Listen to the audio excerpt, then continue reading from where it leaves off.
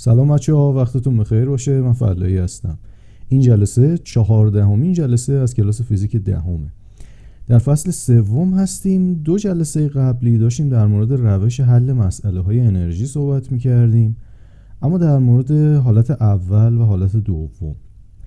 این دفعه می‌خوایم آخرین حالتش رو بررسی بکنیم، یعنی مسئله اگر به یه فرم جدیدی باشه باید از این یکی استفاده بکنیم و اینجا این 3 تا حالت رو دیگه به پایان میرسونیم این جلسه. بعدش یه جمع‌بندی هم میکنیم که کلا ببینید اون 3 تایی که داشتیم چیا بود و کجا استفاده بکنیم کجا استفاده نکنیم.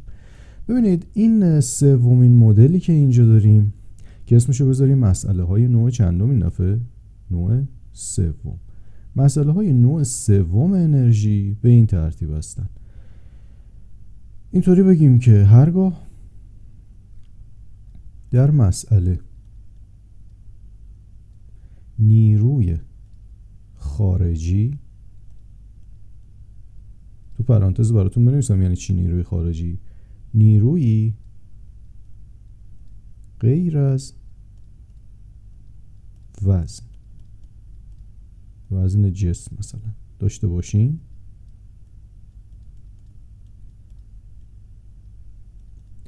و یا حالا یا این باشه یا این که و یا کل کار انجام شده روی جسم مورد نظر باشد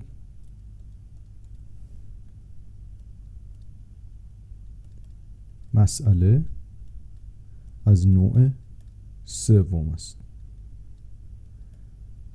خب در مورد 2 مدل قبلی از 2 تا معادله استفاده میکردیم، خیلی هم راحت بود دیگه. یکیشون E1 مساوی E2 بود، اون یکی WF مساوی E2 منهای 1.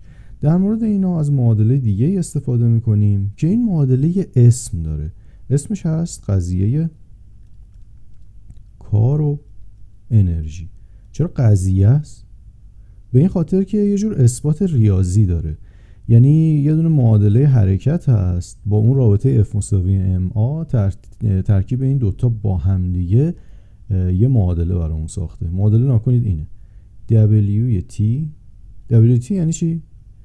جمع کل کارها، توتال دیگه همشون هست، مساویه با K2 منهای K1. پس اینو میشه یه جور دیگه هم نوشت، اصلا بگیم WT کل کار انجام شده برابر با دلتا K. این یعنی چی؟ این انرژی جنبشیه که جسم از ابتدا داشته، نه؟ این هم لابد انرژی جنبشیه که در انتها داره. اینا چی هن؟ کار انجام شده بر روی جسم، با این توضیح که این کل کار انجام شده روی جسمه، کل کار انجام شده. نمیشه کار 1-2 تا از نیروهاشو بگیریم بگیم همینه دیگه بقیه‌شو باش کاری نداریم، با همشون کار داریم. نکته‌ای که هست اینه که ببینید بچه‌ها توی این ای نداریم، درسته؟ یعنی انرژی مکانیکی رو ما کاری نداریم، ما کار با اون قسمتیش داریم که انرژی جنبشی باشه. خیلی خوبه ها. انرژی پتانسیل اصلا اینجا نیست، کاری باش نداریم. میبینید حالا انرژی پتانسیل کجا میره. خیلی خوب، اولین سوال رو باش حل بکنیم، اینطوری که فایده نداره، تئوری که کاری برامون نمیکنه. مثلا ببینید روی این سطح یه جسم رو قرار میدیم مثل این جسم رو به اندازه 15 متر در این جهت جابجاش میکنیم و یک نیرو هم این شکلی داره بهش اعمال میشه. خب این نیرویی که اینجا میبینید مقدارش هست 200 نیوتن. این هم 15 متر جابجایی، یه جسم 4 کیلوگرمی. یه دونه نیروی استکاک هم مثلا داشته باشیم اینجا، مقدار نیروی استکاک هست 40 نیوتن. دیگه چی؟ خب سوال اینه که جسم در ابتدا ساکن است، در اثر اعمال نیروهای نشان داده شده پس از 15 متر جابجایی همونی هست که تو شکل نشون داده. پس از 15 متر جابجایی سرعت جسم چقدر است؟ بذارید بچه اول ببینیم کجای کاریم. جسمی رو داریم که بهش نیروهای اعمال میشه و یک جابجایی انجام میده. اینجا سرعت 0، میخوایم ببینیم آخرش سرعت چقدره. یعنی اگر اینجا نقطه 1 باشه، اینجا نقطه 2 باشه، میخوایم ببینیم در نقطه 2 اندازه سرعت جسم چقدر میشه. اینم یادم رفت اینجا بنویسم. این زاویه 37 درجه است. خب پس اینم اینجا بذاریم. کوسینوس 37 که قرار نیست حفظ باشید دیگه، 8 دهم. اینو باید سوال بهمون بگیم. خیلی خب، داشتم اینو گفتم، اینکه کجای کاریم. یه جسم اینجا داریم، بهش این نیروها رو وارد میکنیم، میخوایم ببینیم آخرش سرعتش چقدر میشه. قطعا مسئله انرژیه دیگه. اولش هیچ انرژی نداره، آخرش یه مقدار انرژی جنبشی داره. انرژی جنبشی رو از کجا آورده؟ از این نیرویی که بهش دادیم، که البته اینم مانع حرکت کردن هست. مسئله انرژیه. اما میتونیم بگیم E1 مساوی E2؟ نه، برای اینکه ما اینجا یه نیروی خارجی داریم. اگر این نیرو نبود، یعنی فقط اصطکاک وجود داشت، میتونستیم از روش دوم حلش بکنیم. میگفتیم یه مسئله‌ایه که مثلا حالا البته باید جسمی سرعت اولیه داشته باشه دیگه. مثلا سرعت اولیه داره رفته رفته کم میشه به خاطر اصطکاک. بعد بگیم مسئله نوع 2 به خاطر اینکه اصطکاک یعنی مقاومت هوا یا مثلا اصطکاک توش هست. ولی این مسئله واقعا نه نوع 1 نه نوع 2. این چیه اینجا؟ نکنید اصل قضیه اینه ها. این ما تا حالا همچین چیزی نداشتیم که ببینیم اگر به یه جسمی نیروی وارد بکنیم، بعد از یه مدت یه مقداری جابجایی، حالا سرعتش یا مثلا انرژی جنبشی پایانیش چقدر میشه. ما همچین چیزی تا حالا نداشتیم. این جدید. اینجا رو ببینید. به خاطر این بودا هرگاه در مسئله نیروی خارجی داشته باشیم، نیرویی که غیر از وزن جسمه، اون موقع میریم سراغ این یکی معادله، یعنی از قضیه کار و انرژی استفاده میکنیم. خب بیایم اینجا پس بگیم که این مسئله نوع سومه. نوع سوم. پس به علت وجود نیروی خارجی. اما چجوری حلش بکنیم؟ هیچی، معادله رو بنویسم. WT مساویه با K2 منهای K1. درسته؟ یه چیز خیلی باحالی که داره، اصلا قبل از اینکه به این فکر بکنیم که اینا چی ان، این حذف. این صفره. چرا صفره؟ به این خاطر که داره میگه که جسم در ابتدا ساکن است. جسمی که ساکن است دیگه انرژی جنبشی نداره که. پس هیچ. این اصلا صفر. یعنی کلش اینه WT مساوی K2. همین. اما WT چیه؟ حواسمون باشه که این کل کار انجام شده روی جسمه. پس کل نیروهای وارد بر جسم حسابن، همش. یعنی ممکنه نیروی دیگه ای هم باشه که این سوال به ما نشون نداده. به عنوان مثال چی مثلا؟ نکنید یه دونه نیرو هم اینجا هست. این سبزه رو ببینید. یه نیروی وزن جسم هست دیگه اینجا که این نیرو 40 نیوتونه. اما چون که یه نیروی واکنش عمودی سطح هم داریم، این دوتا هم دیگه رو خنثی میکنن. پس نیاز نیست بهش فکر بکنیم یا یه جور دیگه فکر کنیم. ببینید بچه‌ها، این نیرو که کار انجام میده، جسمو میاره تا اینجا، اینم کار انجام میده، عقبی میاد تا برسه به اینجا. ولی نه این کار انجام میده نه این، چون بر مسیر عمودن.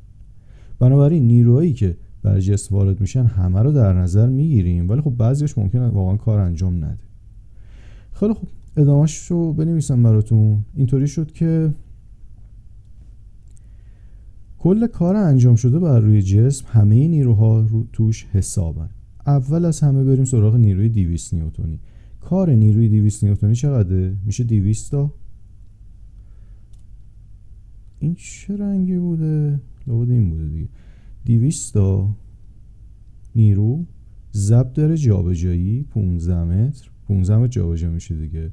ضرب در کوسینوس زاویه بینشون که کوسینوس 37 درجه است. حله از کار یادتون هست دیگه. نیرو ضرب در جابجایی ضرب در کوسینوس زاویه بین نیرو و جابجایی که 37 درجه است. این فقط شد کار این یه دونه نیرو. این حله. این هم که حله، اون هم که حله، چون میدونیم کارشون صفره. موند یه دونه نیروی 40 نیوتنی اصطکاک.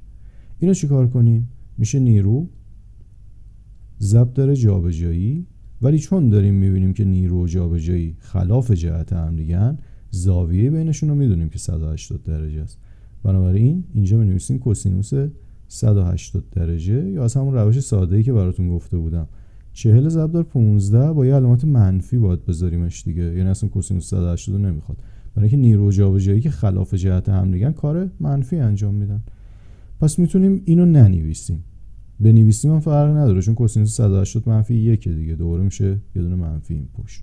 خب پس من اینطوری بنویسمش راحت، بگم که اندازه کاری که نیروی اصطکاکی انجام میده نیرو ضرب در جابجایی، ولی با یه علامت منفی برای اینکه این نیرو داره عقب میره. خیلی خب دیگه چیز دیگه ای هست؟ نه. هر وقت دیدیم چیز دیگه ای نیست وقت گذاشتن این مساویه، یعنی وقت گذاشتن این مساویه که اینجا دارید میبینید، تازه اینجا وقتی همه کارها رو نوشتیم، همه نیروها رو حساب کردیم.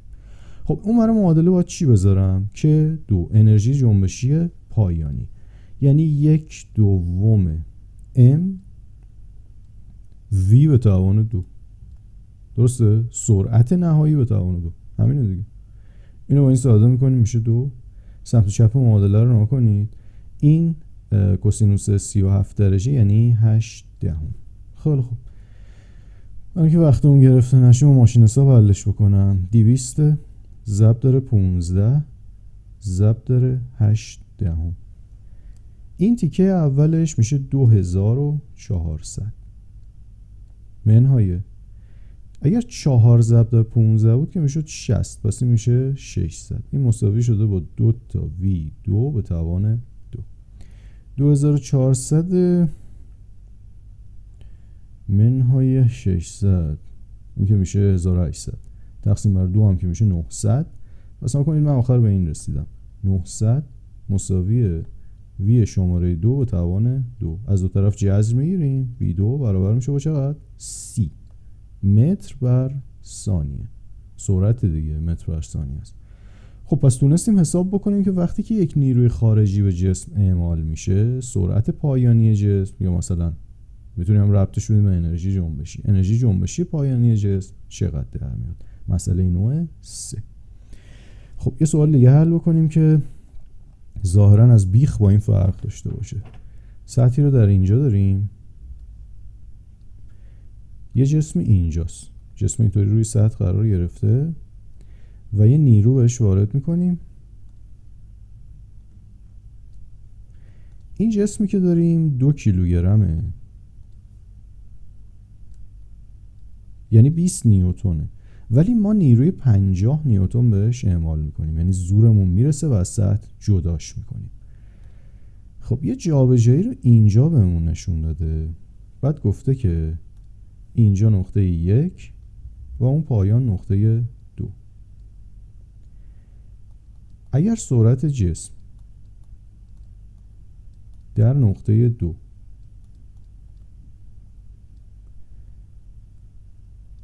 2 رادیکال 15، اینو اینطوری گرفتم که یه جا دیگه روند در بیاد، 2 رادیکال 15 متر بر ثانیه باشد،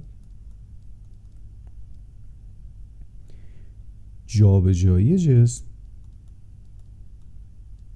مثلا بگیریم فاصله دی اینجا، این چقدر بوده است؟ یعنی چی؟ بازم اول ببینیم کجاییم. نقطه‌ای مثل 1 داریم که توش یه جسم ساکن داریم، بعد با 50 نیوتن نیرو میکشیمش میبریمش بالا، میرسونیمش به اون بالای بالا. یعنی نگاه کنید کل اینی که اینجا داریم و حرکتش میدیم با این نیرو میرسونیمش به اینجا. درسته؟ مسئله اینه دیگه. این مقدار جابجایی چقدر بوده که لحظه‌ای که جسم به اون بالا رسیده سرعتش شده بوده 2 رادیکال 15 متر بر ثانیه. این مجهوله. خب اولا اینو براتون گفته بودم دیگه، اینکه چی مجهوله واقعا با حال ما فرقی نمیکنه. یه بار دیگه میگم، توی این معادله ریاضی اگر به جای مثلا فرض کنید اینو داشتیم این مجهول بود، خب چه فرقی میکرد؟ دوباره معادله رو حل میکردیم و اینو به دست میآوردیم. پس اینکه چی مجهوله واقعا خیلی فرقی نمیکنه، فقط مفهوم مسئله رو ما باید متوجه بشیم. با 50 نیوتن حرکت میکنه میره اون بالا. وقتی به اون بالاها رسیده سرعتش شده 2 رادیکال 15. نکنید اگر این فاصله خیلی کوتاه باشه سرعت به اینجاها نمیرسه، مثلا میشه نیم متر بر ثانیه. اگر خیلی رفته باشه بالا، به جای 2 رادیکال 15 شاید مثلا 4 رادیکال 15 باشه، 10 رادیکال 15 باشه، عدد گنده تری میشه. ما جایی رو میخوایم به دست بیاریم که سرعت به این مقدار رسیده باشه. مسئله نوع چنده؟ اینو ببینید، نیروی خارجی داریم یا نداریم؟ وقتی نیروی خارجی داریم مسئله نوع سومه. حالا که نوع سومه معادله‌شو می‌نویسیم، میگیم که کار انجام شده توسط همه نیروهای وارد بر جسم، نه فقط اون 50، شاید نیروی دیگه‌ای هم باشه، توسط همه نیروهای وارد بر جسم برابر میشه با چی؟ انرژی جنبشی نهایی منهای انرژی جنبشی اولیه. اینجا هم بسیار خوش شانسیم و انرژی جنبشی اولیه نداریم. یادتون هست همون اول که این شکل کشیده بودم جسم اینطوری صاف روی سطح بود، سرعت اولیه نداره، انرژی جنبشیش رو حذف می‌کنیم. یه ذره بالاتر بذارمش، یه کاری باش داریم.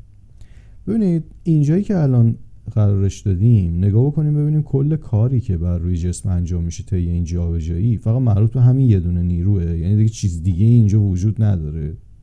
میدونید دیگه یه نیرو دیگه هم هست، چیه؟ وزنشه، نه؟ یه دونه نیروی وزنم اینجا هست که سوال برای ما نکشیده. تا این نیروی وزن و قاطی قضیه نکنیم جواب درست به دست نمیاریم.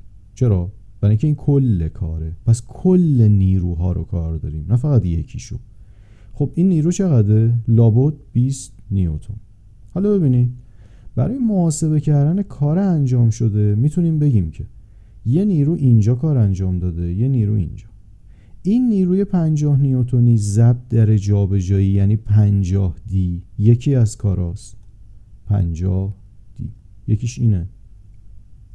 یه کار دیگه که داره انجام میشه نیروی 20 نیوتن در جابجایی دیه. نکنید جهتش برعکسه، پس میشه منفی 20 دی. خواستید اینطوری حساب کنید، نخواستید یه کار دیگه کنید. یادتون هست چهارمین نکته در مورد محاسبه کار این بود که نیازی نیست کار نیروها رو یه دونه حساب کنیم با هم جمع کنیم. میتونیم برآیند نیروها یعنی نیروی خالص رو به دست بیاریم مال همون یه دونه رو حساب کنیم. اگر یه جسم داریم که از یه طرف بهش داره 50 نیوتن وارد میشه، از یه طرف 20 نیوتن، این 50 این 20 خالصش چند نیوتنه؟ 30 نیوتن رو به بالا، درسته؟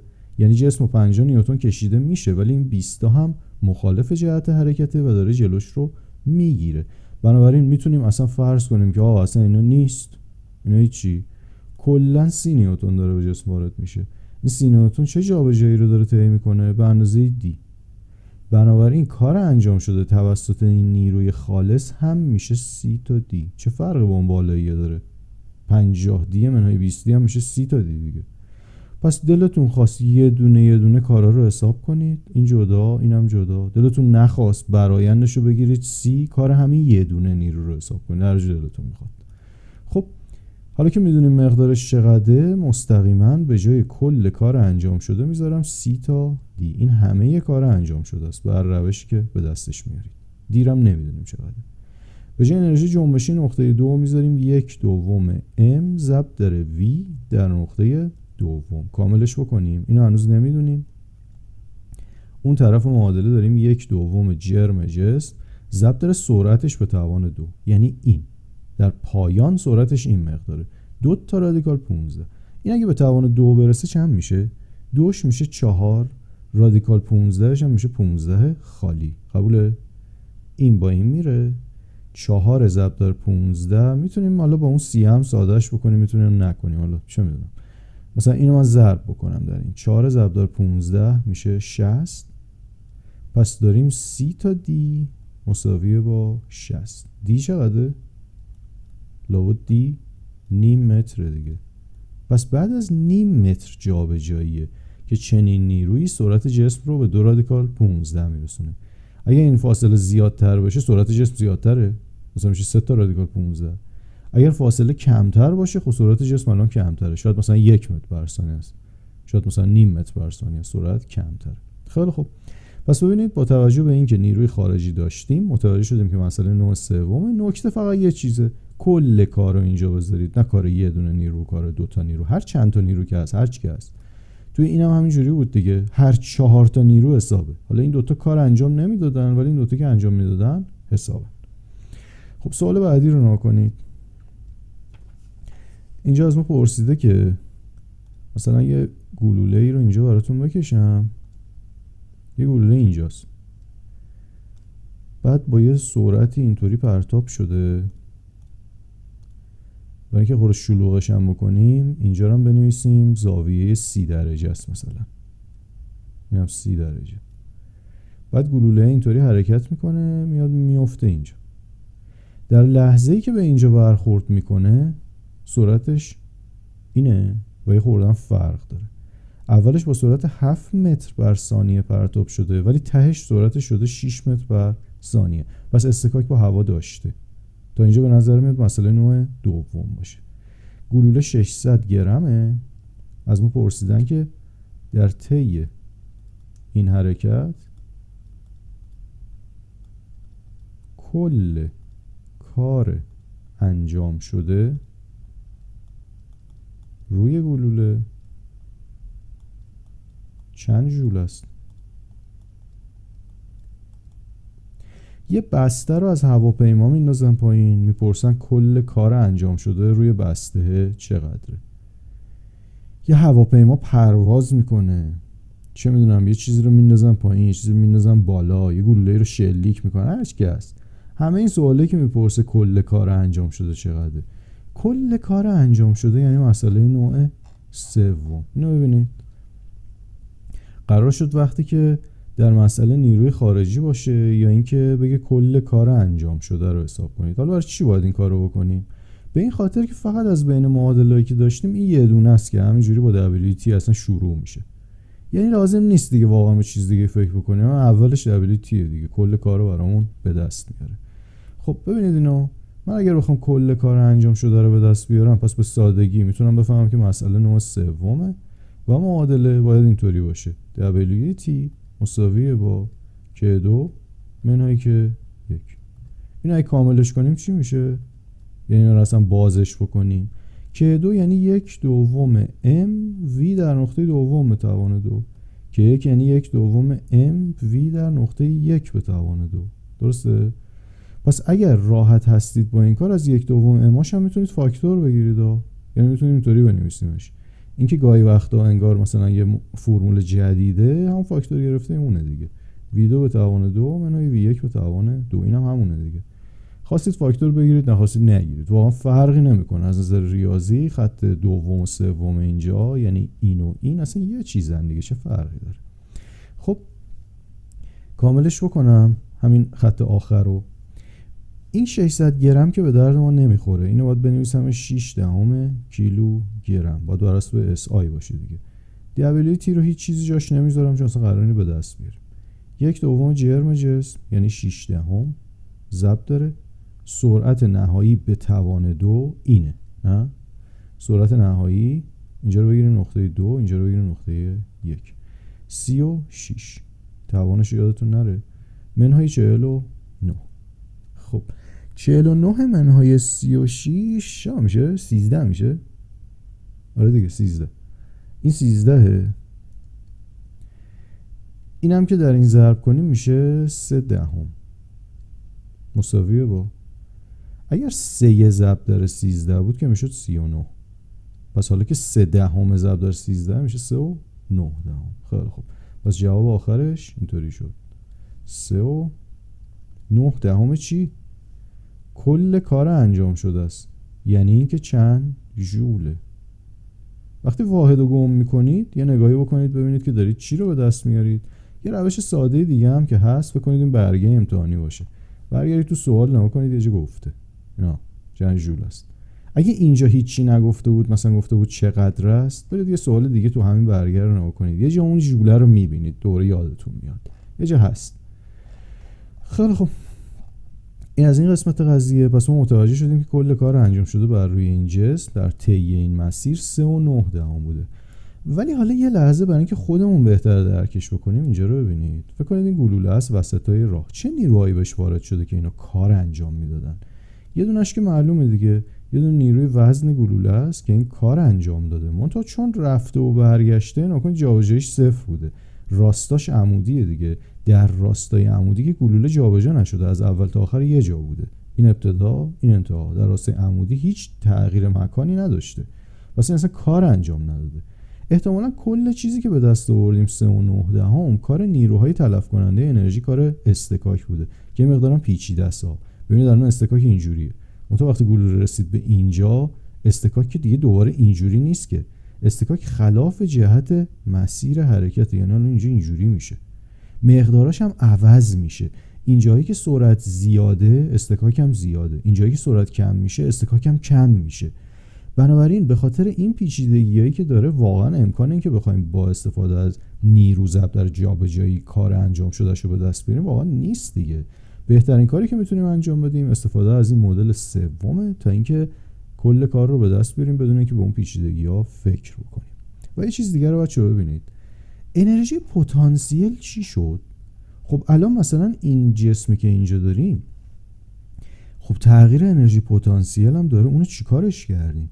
حالا مثلا تو این یکی تغییر انرژی پتانسیل نبود ولی اینجا که هست دیگه. چی میشه اون تغییر انرژی پتانسیله؟ ببینید تغییر انرژی پتانسیل موقعی که دارید از این مدل استفاده میکنید میره توی این یکی، یعنی جزء WT حساب میشه میره، شما نمیخواد نگران اونش باشید. در واقع نگاه کنید MGHی که اینجا هست با MGHی که اینجا هست انرژی پتانسیلن دیگه، اونا با هم دیگه توی محاسبه WT حساب شده رفته، شما اون کاری نداشته باشید. این ور معادله فقط تغییرات انرژی جنبشی رو در نظر بگیرید. خیلی خب برسیم به اینم فقط براتون بگم بعد بریم سوال بعدی. نگاه کنید مثلا اینجا دیگه که یک صفر نبود دیگه، یه چیزی بود، دوست که دو هم یه چیزی بود، ولی خب تو خیلی از سوالا پیش میاد که یکی از اینا صفر در میاد. خب بریم سراغ یه سوال دیگه ای که یه ذره ظاهرش با اینا خب فرق داره. ببینید سوال اینه، فرض کنید که این یه تنه درخته، خب یه گلوله‌ای شلیک میشه و میرسه به این تنه درخت. گلوله رو به این گندگی بکشمش که پیدا باشه. ماشاءالله. خب نکنید این گلوله‌ای که الان اینجا داریم وقتی که رسید به تنه درخت سرعت بسیار زیاده، 50 متر بر ثانیه داره. این گلوله در درون این درخت نفوذ میکنه، اما تا کجا میره؟ مثلا تا 10 سانتی متر، تا اینجا، تا 10 سانتی متر. و چرا درخت؟ دیواره اصلا، این یه دیواره، زورم به درخت رسیده. اینو مثلا فرض بکنید که شلیک میشه به این دیواره، 10 سانتی متر فرو میره و گیر میکنه، یه جا باید بیسته دیگه، یا اگر سرعتش خیلی زیاد باشه یا دیوار مقاومت کافی نداشته باشه گلوله از اینجا میره بیرون. ولی حالا حالتی رو در نظر بگیرید که در نهایت میسته، پس در نهایت توی این نقطه است که سرعت گلوله صفر میشه، از 50 رسیده به صفر. این گلوله 40 گرم جرم داره. خب سوال اون نکنید اینه که اندازه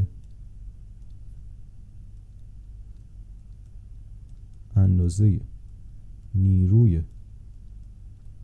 مقاومت کننده دیوار در برابر ورود گلوله چند نیوتن است؟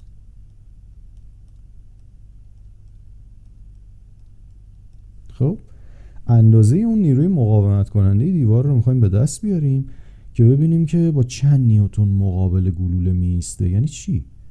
ببینید زمانی رو در نظر بگیرید که گلوله وارد این دیوار شده و مثلا به اینجا رسیده، اینطوری که داره میره اینجا میسته دیگه.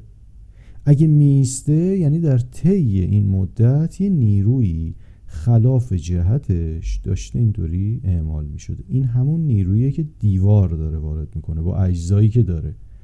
دیوار جلوی حرکت اینو داره میگیره. این نیرو از نوع نیروی استکاک دیگه لابد. من علی اسمی براش بذارم، مثلا بذارم تی بذارم، کیو بذارم، پی بذارم، هر چی فرق نمیکنه، یه اف گنده بذاریم.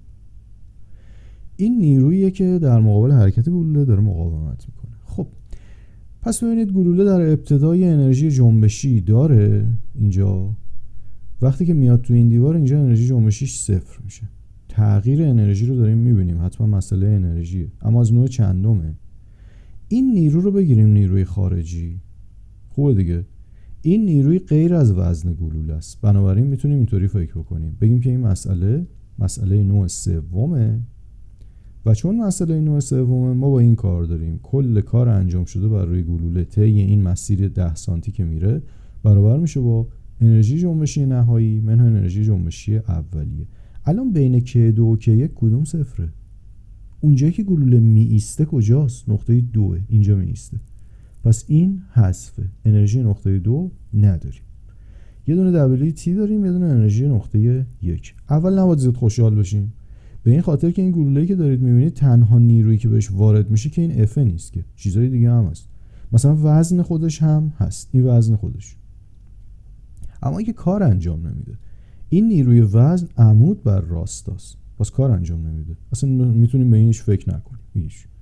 یه نیروی دیگه هم هست شبیه واکنش عمودی سطح. نکنید این گلوله وقتی داره توی درخت فرو میره، توی دیوار فرو میره، یه سوراخ به وجود میاره، یه حفره به وجود میاره. کف این حفره اگر این نیرو رو وارد نکنه که گلوله اینطوری باید بیاد پایینی، چون مستقیم میره. پس این نیرو وجود داره. چون این نیرو وجود داره، اینم حالا کشیدمش، ولی میدونید دیگه اینم کار انجام نمیده. اینم هیچ. یعنی که این هم بر جابجایی عموده. اینها عمودن دیگه برام. پس به اینا فکر نمی‌کنیم، موند همین یه دونه. اما این نیرویی که اینجا کشیدم چقدر کار انجام میده؟ به اندازه FD با یه دونه علامت منفی. اینا کجا آوردم؟ خوب نگاه کنید. نیروی F نیرویی که 10 سانتی متر عقب حرکت میکنه، یعنی دقیقاً خلاف جهت جابجایی. پس کاری که انجام میده میشه نیرو ضرب در جابجایی، یه منفی هم بهش چسبیده. اگه دلتون میخواد بنویسید FD کوسینوس 180 درجه، هیچ فرقی نداره، مساویه با اونور معادله. هنوز داریم منفی K1، یعنی منفی 1/2 M ضرب در V1 به توان 2. M میشه حذف کرد؟ نه، سمت چپ معادله که M نداریم که فقط سمت راست داریم، ولی این دوتا منفی رو میتونیم حذف کنیم. از نظر ریاضی قابل حذفن دیگه. F هنوز نداریم. D چیه؟ D این 10 سانتی متر است که به درد نمیخوره، باید بنویسیمش 1/10 متر. پس این 1/10 مساویه با 1/2 جرم جسمم 40 گرم به درد نمیخوره، باید بنویسمش 40 ضرب در 10 به توان منفی 3 کیلو گرم. تبدیلا رو که دیگه بلدید دیگه. پس این دقیقاً میشه 4 در 10 به توان منفی 2 کیلو گرم. این صفرشو گرفتم دادم به اون 1. خب بنابراین به جای جرم جسم هم عدد 400 یعنی 4 ضرب در 10 به توان منفی 2 رو قرار میدم. دیگه چی موند؟ سرعت اولیه به توان 2.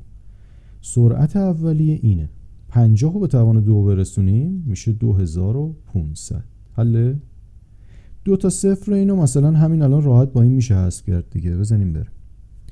4 ضرب در 25 میشه 100 تقسیم بر 2 میشه 50. پس اینجا داریم 50. دقت کنید بچه‌ها، به ریاضی که رسید سلیقه‌ای ها.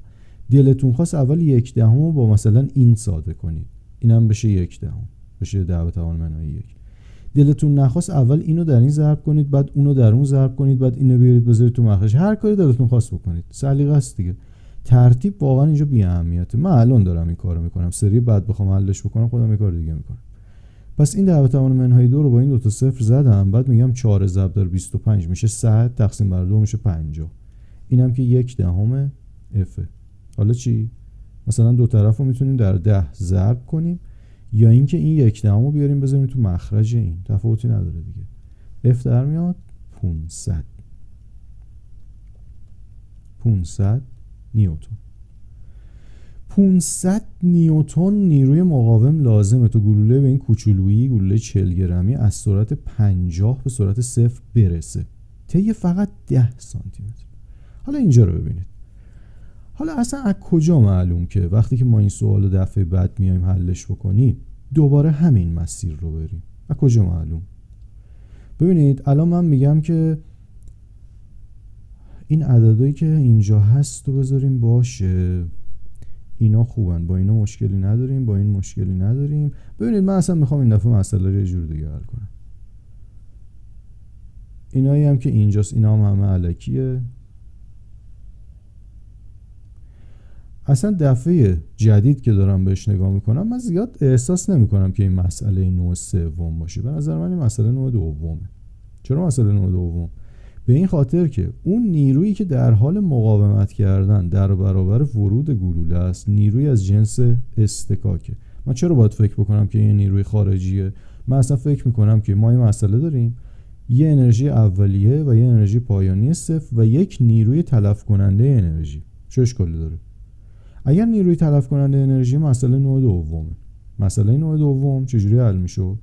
کار نیروهای تلف کننده انرژی برابر میشد با انرژی پایانی جسم منهای انرژی اولیه جسم. انرژی پایانی جسم رو نگاه کنید، این از همشون ساده تره. اول باید یه سطح انتخاب بکنیم به عنوان سطح پتانسیل. فکر کنید اینجاست. گلوله جاش که عوض نشده روی این سطح، همینجا باقی مونده. یعنی اینجا رو من میتونم بگم یو مساویه با 0. پس انرژی پتانسیل اولیه و پایانی هر دوتاش صفره، اون حالا باش کاری نداریم. خب اینو اگر کاملش بکنیم اینطوری باید بنویسیم: در نقطه پایانی نه انرژی جنبشی داریم نه انرژی پتانسیل. درسته؟ هیچ کدوم اینا رو نداریم. این از E2 منهای E1 چی؟ در نقطه 1 که قرار گرفته بوده بازم انرژی پتانسیل نداشته، U1 نداره، ولی K1 چی؟ انرژی جنبش اولیه داشته دیگه، اولش در حال حرکت بوده. اون طرف معادله باید چی بنویسم؟ همش حذف شده، یه دونه K1 مونده. اون برای معادله چی باید بنویسم؟ اینجا کار انجام شده توسط این نیرو. من به نیروهای دیگه کاری ندارم، نیروهای دیگه میخوان کار انجام بدن، میخوان کار انجام ندن. الان به این کار داریم. نیروی F کوچولو چقدر کار انجام میده؟ F ضرب داره D ضرب داره کوسینوس تتا، یعنی شد منفی F ضرب داره این جابجاییه. یعنی اگه یه بار دیگه بنویسمش میشه منفی FD مساویه با منفی K1. فرقی داره با راه حل قبلی؟ الان یه ویدیو رو برگردونید اونم رسیده بودیم به همین دیگه، فقط این F رو نوشته بودم F بزرگ، بعد D بود، یه منفی هم داشت اینجا منفی 1/2 MV1 به توان. خب اینم همونه دیگه. بنابراین این که میبینید یه مسئله هم نوع اول هم نوع دوم هم نوع سومه، اشکال نداره، با هر کدوم خواستید حل کنید، دست خودتونه. من این چیزی رو که براتون گفتم بابت این بود که یه مقدار کار ساده تر باشه. توی بعضیاشون هم هست که میبینید با 2 تا از روش‌ها واقعا قابل حل هست. خیلی خوب، در آخر براتون یه سوالی رو میخوام حل بکنم، یه نتیجه گیری و در نهایت یه خلاصه‌ای هم بگم. ببینید یه گلوله داریم. این گلوله رو با یه سرعتی مثلا سرعت 30 متر بر ثانیه رو بالا پرتاب میکنیم. این گلوله 100 گرم، یعنی 1/10 کیلو گرم. اینو یه ذره بیارم بالاتر بکشم که اگر نیرو هم داشتیم با نیرو اشتباه نشه. این سرعت گلوله است در حرکت رو به بالا. بعد این فاصله رو از ما خواسته. گلوله حد اکثر به چه ارتفاعی میرسد؟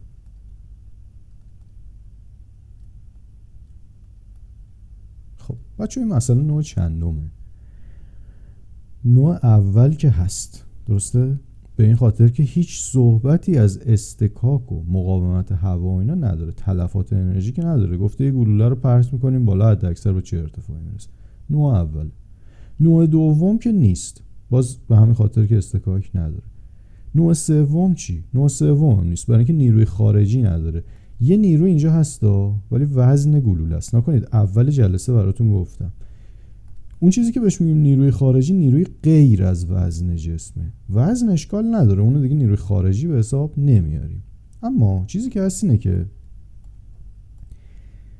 یعنی حالا اینو نمیشه با قضیه کار و انرژی حلش کرد. قضیه کار و انرژی همون نوع سوم بود دیگه. یا مثلا با نوع دوم نمیشه حلش کرد. بذارید اول با نوع اول حلش بکنیم. این نوع اول فرض کنید نوع 1 باشه. نوع 1 یعنی E1 مساویه با E2. در نقطه 2 که رسید فقط انرژی پتانسیل داره، فقط MGH. در نقطه 1 که هست فقط انرژی جنبشی داره، یعنی فقط 1/2 MV2 داره. حل اما رو حذف میکنیم، این 10 H1 صفر یا H1 H2 باید میذاشتم. میگم چرا اینجوریه. خب ببینید یه بار دیگه این MgHی که نوشتم جای این دوتا با هم دیگه برعکسه. بذارید از اول بنویسمش که با این اصول قبلیمون قاطی نشه. خب نقطه 2 رو بگیرم مساوی با نقطه 1 فرقی نداره که ترتیبش اشتباه در نیاد.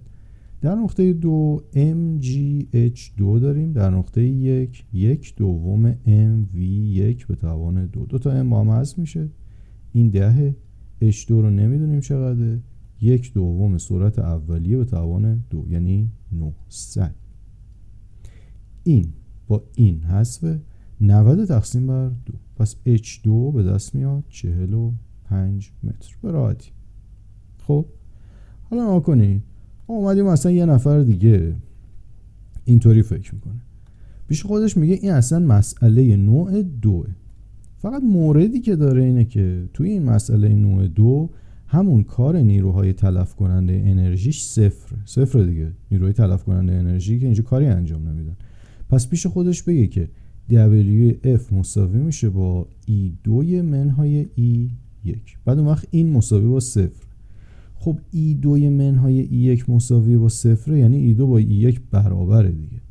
یعنی بعدش هم اینو دوباره خودش مینویسه، میگه پس E2 با E1 برابره.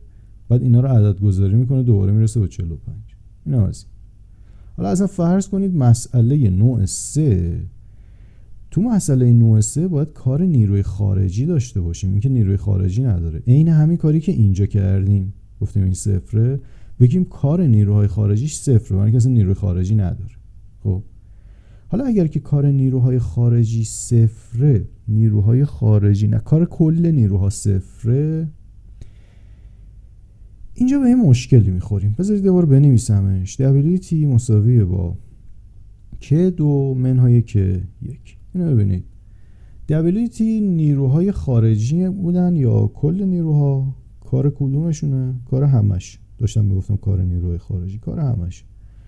کار همشه. پس نیروی وزن اینجا به حساب میاد. اینو ببینید، این نیروی وزنه. قبوله؟ مقدارش چقدره؟ چون 1/10 کیلوگرمه mg، امو ضرب میکنیم در 10 گرانش، 1 نیوتن نیرو داریم. این نیرویی که داریم کار انجام میده، یعنی وقتی جسم از اینجا داره به بالا میره این نیرو کار انجام میده، پس این حسابه. در انتها انرژی جنبشی جسم چقدره؟ 0. در ابتدا چقدره؟ 1/2 V2. خب من کار نیروی وزن رو سمت چپ میخوام بنویسم، چون تنها نیرویی که داره کار انجام میده همینه دیگه، هیچ نیروی دیگه‌ای به جسم وارد نمیشه. کار نیروی وزن اینجا میشه mg. mg چیه؟ وزن جسمه، ضرب داره فاصله‌ای که طی میکنه. حالا مثبت یا منفی؟ این به سمت پایینه، اون به سمت بالاست، پس کارش منفیه، مساویه با K2 که هیچ. این منفی فرموله، نکنید همین منفی است که اینجا بود، همونو نوشتم. انرژی جنبشی اولیه‌اش چیه؟ 1/2 mv در نقطه 1 به توان 2. حالا اما با هم حذف شه، اینا هم با هم حذف شه. خب این که دوباره همینه که gh مساوی 1/2 v1 به توان 2 که واسه همین شد که. این هم که همونه، اون هم که همینه. چرا اینجوریه؟ به این خاطر که در واقع هر سه تای اینا یک کار رو داره انجام میده. اینکه شما بردارید مسئله به این سادگی رو با روش سوم حل بکنید، میدونید شبیه چیه؟ تبر خیلی خوبه ولی باش ناخون که نمیگیرن، یا مثلا بولدوزر خیلی خوبه ولی مثلا باش که قند نمیشکنن. یعنی اون وسیله‌ای که داریم باید به اندازه کاری باشه که میخوایم انجام بدیم. این چیزی که اینجا دارید میبینید مال سوال خفنه، مال سوالیه که کل کارو خواسته باشه یا اینکه مثلا نیروی خارجی داشته باشه. این یکی مال مسئله که ذره سخت‌تر از این باشه، نیروی استکاک باشن که کار نیروی استکاک داشته باشه، بعد ما بریم از این استفاده بکنیم. آدم که اینو نمیاد با همچین روشی حل بکنه که. درست شد؟ بنابراین ببینید تقریبا همه مسائل ساده رو با هر سه تاش میشه حل کرد. مسائلی که استکاک دارن و با این میشه، با اونم میشه. اونایی که نیروی خارجی دارن بهترینش خب همینه. ولی اینطوری نیست که واقعا اصلا حتما مسئله نوع 1 حتما نوع 2 حتما نوع 3 اگر تشخیص ندادیم کدومه نمیتونیم حل بکنیم. پس خلاصش این که ما از این تقسیم بندی استفاده کردیم به این خاطر که بالای 90% احتمال داره که کار رو ساده تر بکنه. خب چطوری بود؟ اگر در مسئله مقاومت هوا یا استکاک نداریم، اون وقت مسئله اون میشه مسئله نوع اول. در مسئله نوع اول از معادله ساده E1 مساوی با E2 استفاده میکنیم و میریم جلو. اگر که همین استکاک و مقاومت هوایی که اینجا هست، اگر تو مسئله اون اینو داریم، یعنی چیزی هست که انرژی رو تلف کنه، اون وقت میشه مسئله نوع دوم. مسئله نوع دو چطوریه؟ فقط کار نیروهای تلف کننده انرژی، به بقیهش کاری نداریم. مساوی میشه با E2 منهای E1.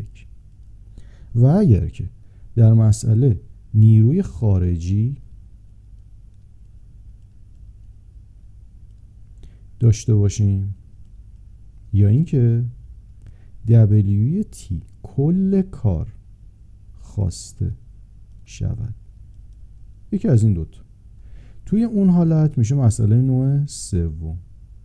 بچه‌ها نگاه کنید، وقتی نیروی خارجی داره میریم سراغ سومی ها. حالا میخواد استکاک هم داشته باشه، میخواد نداشته باشه. نگاه کنید الان توی این مسئله‌ای که اینجا داشتیم حل میکردیم، اینجا نیروی خارجی داره، خب استکاک هم داره دیگه، ولی باز ما از نوع سوم رفتیم. استکاک هم داشته باشه مهم نیست. مثلا اینه که نیروی خارجی داره، پس از روش سوم بریم، به احتمال زیاد کار ساده تره. خب نوع سوم چجوری بود؟ معادله خیلی راحته، ولی با هم اشتباه نگیرید. کل کار انجام شده اینجا داریم و اون طرفش کاری با انرژی نداریم، فقط انرژی جنبشی. E2 که 2 منهای که 1. توی این حالت قبلی ای ها رو منهای هم میکنیم، ولی تو حالت جدید که ها یعنی انرژی های جنبشی رو منهای هم دیگه میکنیم. این سه تا چیزی که لازم داریم برای اینکه بتونیم مسئله های انرژی رو ساده تر حل بکنیم. خیلی خب، این جلسه رسیدیم به اینجا. شما دیگه پس از این به بعد هر وقت که با مسئله انرژی روبرو میشید، اولین کاری که باید انجام بدید یه نوع تشخیص برای اینه که مسئله که دارید حل میکنید نوع اول، دومه یا سوم. بالای 90% اینطوریه که اگر تشخیص بدید که مسئله از نوع دومه، بعد از این حلش بکنید، کار درست‌تر رو دارید انجام میدید. استثناء قطعاً داریم، یعنی طراح سوال 10% رو برای همین گذاشتم دیگه. طراح سوال هم خودش اینا رو بلده. به همین خاطر کاری که انجام میده اینه که یه مسئله براتون طرح میکنه که ظاهرا نوع سومه، ولی اگر از این میرفتید یا مثلا از اون میرفتید راحت تر به جواب میرسید. اما در هر صورت خیلی با حال ما فرقی نمیکنه، ما بالاترین احتمال رو کار داریم. خیلی خوب، خسته نباشید تا جلسه بعد که دوباره میبینمتون. فعلا خداحافظ.